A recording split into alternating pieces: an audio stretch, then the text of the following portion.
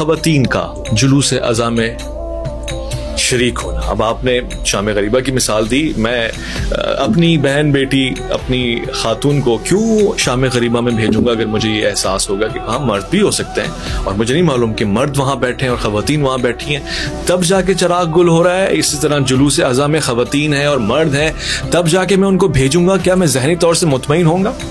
سب سے پہلے بات تو کہ جو جلوس اعضاء ہم نکالا کرتے ہیں وہ دن کے وقت میں دن دہاڑے نکلا کرتے ہیں سب سے پہلے. دوسری بات یہ ہے کہ اگر آپ کو اپنی خواتین کو جلوس اعضاء میں بھیجنے سے اعتراض ہے یا پریشانی ہے یا آپ اس کو معیوب بات سمجھتے ہیں تو پھر حج میں کیا کریں گے؟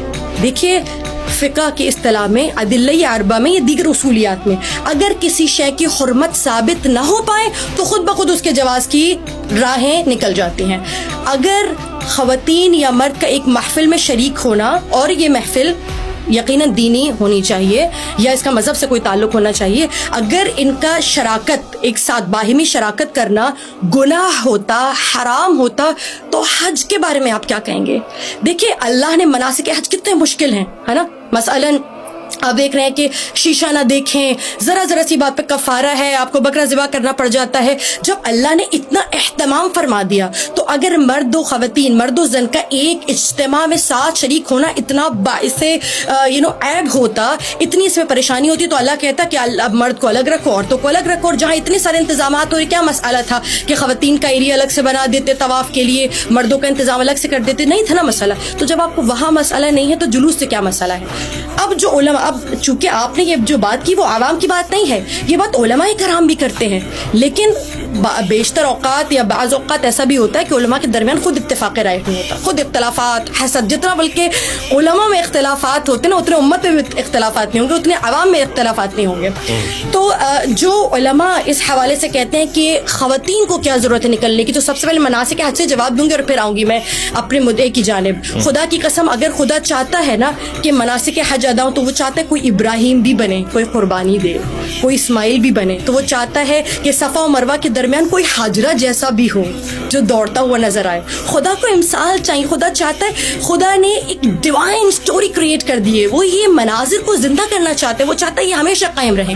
اور اگر آپ یہ سمجھتے ہیں, مجھے آپ کا ایک سوال بہت پسند آیا ہے یا پسند آتا ہے, اکثر سنتی ہوں, آپ نے ایک سوال کیا تھا کہ خواتین نبی کیوں نہیں ہوتی؟ جی, نبی یا کیوں نہیں ہوتی, ولی یا کیوں نہیں ہوتی, یا ولایت, بہرحال اس کو چھوڑ دیجیے, نبوت خواتین کو کیوں نہیں ملتی؟ تو دیکھیے ہر منصب کی ایک ریکوائرمنٹ, ایک تقاضا ہوتا ہے. نبوت کا تقاضا کیا ہے؟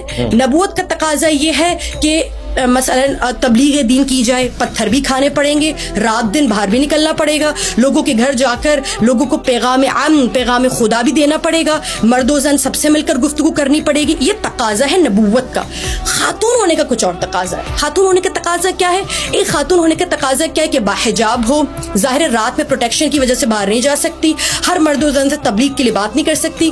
مثلا ایک ٹیچر ہونے کا تقاضا اور ہے, ڈاکٹر ہونے کا تقاضا اور ہے. تو جب ان کے تقاضوں میں اور ان کی جو ریکوائرمنٹس اس میں اختلافات ہے نا, ٹھیک ہے, سمجھ آ میری بات. جب جو نبوت چاہتی ہے وہ عورت کے اندر جو ریکوائرمنٹس ہے وہ موجود نہیں ہے, دونوں کی ریکوائرمنٹس نہیں ملی. تو یہ وجہ ہے کہ ایک عورت جو ہے وہ نبی نہیں بن سکتی. لیکن مجھے بتائیے بغیر ہاجرہ کے کوئی اسماعیل بن جائے گا؟ بغیر مریم کے عیسیٰ ہو سکتے تھے؟ اگر مریم خدا کی بات پر, خدا کی رضا کے آگے سربہ سجود ہو کے یہ نہ کہتی ہاں خدا میں تیار ہوں اس بڑی قربانی کے لیے, کیسے ممکن تھا؟ شراکت لازمی ہے. اور خدا کی قسم, اب میں جو جملہ کہنا چاہتی تھی اور آپ نے جو سوال کیا, حقیقت اس کا جواب کہ اگر آپ یہ سمجھتے ہیں کہ کوئی جلوس خواتین اور بچوں کے بغیر ہو سکتا ہے تو خدا کی قسم کربلا نامکمل ہے, دین نہ ہوتا. خدا کی قسم, شاہ است حسین, بادشاہ است حسین.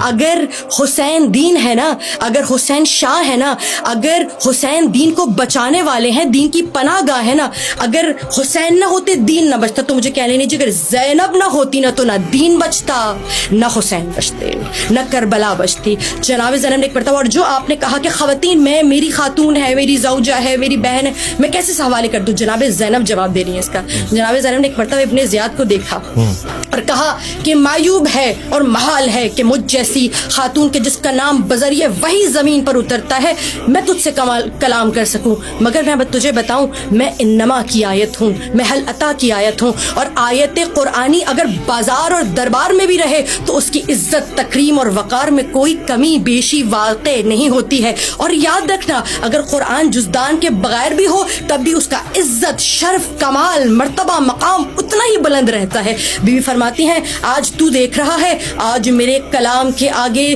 سیف ذوالفقار حیدری خاموش ہے. میری زبان کی کاٹ سے زیادہ کوئی اور چیز تیز ہو سکتی ہے؟ بیوی فرماتی ہے تو مجھ سے یہ کہہ رہا تھا نا کہ آج اگر میرے آبا و اجداد زندہ ہوتے تو دیکھتے کہ کیسے خواتین دربار میں کھڑی ہیں. تو آج میں تجھے کہتی ہوں ابو طالب کہہ رہا ہے میرے لہجے میں، آج ہاشم تیرے ایوان میں چلا رہا ہے. اور ہاں میں تجھے بتاتی ہوں اگر آج تیرے بزرگوار زندہ ہوتے تو وہ دیکھتے کہ صفین کا میدان بدلا ہے، جمل کا میدان بدلا ہے، سورما بدلا ہے، لیکن میرے خطبے کافی ہیں تمہیں سراسیمہ کرنے کے لیے. دیکھ رہا ہے آج میرا سجاد خاموش ہے. فضا کے آگے حسین بن نمیر کی ہمت نہیں ہے کہ وہ نظریں اٹھا کے دیکھ سکے. میری رباب کے آگے تیرا حرملہ کانپ رہا ہے. تو حقیقتاً اگر یہ خواتین نہ ہوتی میرا نہیں خیال کہ کربلا ہم تک اس طرح سے پہنچ سکتی. خاتون کا ہونا ہر شے میں، ہر چیز میں اس کی شراکت ضروری ہے. اگر جلوس میں آپ سمجھتے کہ خالی مرد حضرات کافی ہوتے تو یقیناً آپ علم اٹھا رہے ہوتے، نہ بچوں تک وہ تہذیب منتقل کی جا سکتی تھی. اگر خواتین نہ ہوتی تو آج سوال بھی نہ کرتے آپ کہ بھئی یہ جلوسوں کا جو سلسلہ جاری کرنے کی ضرورت کیا ہے.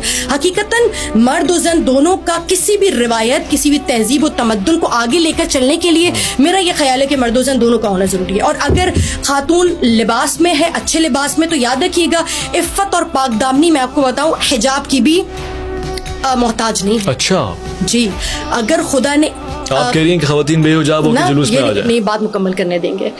عفت اور پاک دامنی یہ ہے کہ رضائے خداوندی کے آگے اپنے سر کو تسلیم کر دیا جائے.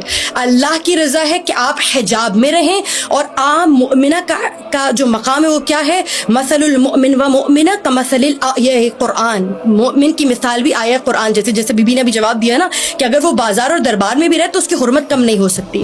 اور حقیقتاً مسئلہ یہ ہے کہ یہ جو مومن اپنے گھر سے باہر مؤمنہ گھر سے باہر نکلی، اگر اللہ کی رضا کے لیے باہر نکل رہی ہے تو عفت اور پاک دامنی کا تقاضا یہ کہ اللہ کی رضا کو پورا کیا جائے. لیکن اگر اللہ کی رضا یہ ہے کہ اے زینب، اے حسین، آپ کی بہنوں کا پردہ لٹ جائے گا، آپ کی بہنوں کی چادریں چھن جائیں گی، تو اللہ کی رضا کے لیے اس چادر کا لٹا دینا بھی پاک دامنی ہے، عفت ہے. تو آپ کیا سمجھ رہے، کیا جناب زینب کبریٰ کی اگر چادر چلی گئی تو کیا وہ عفت اور پاک دامنی کے درجے سے نیچے آ گئے؟ نہیں، اصل میں حقیقتاً رضائے الہی سب کچھ ہے. اگر رضائے الہی ساتھ ہے تو اگر بازار میں چادر چھن بھی جائے تو پاک دامن بیویوں کی عزت و تقریب میں کوئی کمی نہیں آتی.